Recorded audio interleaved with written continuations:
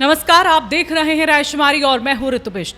इस साल की सबसे बड़ी धार्मिक यात्रा चार धाम यात्रा 2026 अब बेहद करीब है। 19 अप्रैल से शुरू हो रही इस पवित्र यात्रा को लेकर तैयारियां लगभग पूरी हो चुकी है। लेकिन इस बार सिर्फ आस्था ही नहीं, नियम और अनुशासन भी यात्रा का बड़ा हिस्सा बनने वाले हैं। जी हाँ, जरा सोचिए, जहां एक और लाखों श्रद्धालु भगवान के दर्शन के लिए उमड़ेंगे, वहीं दूसरी ओर प्रशासन ने ऐसे फैसले लिए हैं जो इस यात्रा को पहले से बिल्कुल अलग बना सकते हैं। इस बार अगर आप चार धाम जा रहे हैं तो एक बात आप गांठ बांध लीजिए, मंदिर परिसर में रील बनाना, वीडियो शूट करना या फोटो खींचना अब आसान नहीं होगा। मंदिर के 70 मीटर के दायरे में मोबाइल फोन ले जाना भी प्रतिबंधित रहेगा। यानी अब दर्शन के दौरान आपका पूरा फोकस सिर्फ और सिर्फ भगवान पर होना चाहिए, ना कि कैमरे पर। प्रशासन का साफ कहना है, मंदिर की गरिमा सबसे ऊपर है।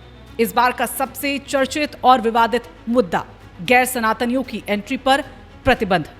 बद्रीनाथ केदारनाथ मंदिर समिति के अध्यक्ष हेमंत द्विवेदी ने साफ कहा है, अगर कोई व्यक्ति सनातन परंपरा में आस्था रखता है तभी उसे प्रवेश मिलेगा।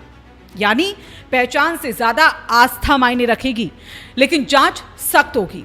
इस फैसले ने देश भर में बहस को छेड़ दिया और इसी बीच एक बड़ा सवाल यह भी उठा, जब बॉलीवुड एक्ट्रेस सारा अली खान बार बार केदारनाथ और बद्रीनाथ यात्रा करती हैं, तो क्या उनके जैसे लोगों पर भी यही नियम लागू होंगे? इस पर साफ जवाब आया, आस्था है तो रास्ता है। अब जरा आंकड़ों पर नजर डालिए। अब तक 11,68,000 से ज्यादा रजिस्ट्रेशन हो चुके हैं। ये दिखाता है कि चारधाम यात्रा सिर्फ एक धार्मिक यात्रा नहीं, बल्कि करोड़ों लोगों की भावनाओं से जुड़ा एक महाअनुष्ठान है। अगर आप यात्रा की प्लानिंग कर रहे हैं तो ये जानकारी आपके लिए बेहद जरूरी है। 19 अप्रैल अक्षय तृतीया पर यमुनोत्री और गंगोत्री धाम के कपाट खोले जाएंगे।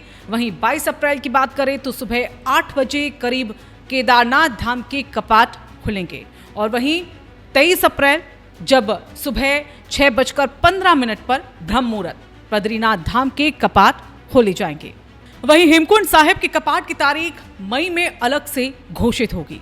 इस बार एक बड़ी राहत भी दी गई है। अब आप बीकेटीसी की वेबसाइट से घर बैठे पूजा बुक कर सकेंगे, यानी लाइन में लगने की झंझट कम और दर्शन ज्यादा व्यवस्थित। साथ ही श्रद्धालुओं के लिए बेहतर विश्राम गृह, सुविधाजनक दर्शन व्यवस्था और साथ ही भी कई तरह के सुधार जो हैं वो किए जा रहे हैं। अब सवाल उठता है, आखिर इतने सख्त नियम क्यों? तो जवाब सीधा है, मंदिर की पवित्रता बनाए रखना, भीड़ को नियंत्रित करना और श्रद्धालुओं को बेहतर अनुभव देना। पिछले कुछ सालों में मंदिर परिसरों में रील, डांस वीडियो और सोशल मीडिया कंटेंट की भरमार देखी गई, जिससे कई बार विवाद भी हुए। इस बार प्रशासन ने साफ कर दिया, धाम में दर्शन होंगे, प्रदर्शन नहीं। अब आप लोगों के लिए कुछ जरूरी सवाल यहां पर। क्या मंदिर परिसर में मोबाइल बैन का जो फैसला लिया गया है, क्या आपको वो सही लगता है? क्या आस्था के आधार पर एंट्री तय करना उचित है? क्या सोशल मीडिया के इस दौर में ऐसे नियम लागू करना संभव होगा? और सबसे बड़ा सवाल यहां पर यह कि क्या इससे यात्रा का अनुभव बेहतर होगा या और मुश्किल? अब आपकी राय बेहद जरूरी है। कमेंट बॉक्स में हमें बताएं कि आप इन नए नियमों से सहमत हैं या नहीं। क्या आप इस साल चारधाम यात्रा पर जाने की योजना बना रहे हैं? और आखिर में, अगर आप चाहते हैं कि ऐसे ही तेज, सटीक और असरदार खबरें सबसे पहले आपको मिलती रहे, तो अभी हमारे चैनल को लाइक करें, शेयर करें और सब्सक्राइब करना ना भूलें, क्योंकि यहाँ हम सिर्फ खबर नहीं दिखाते, खबर के हर पहलू को आपके सामने भी रखते हैं।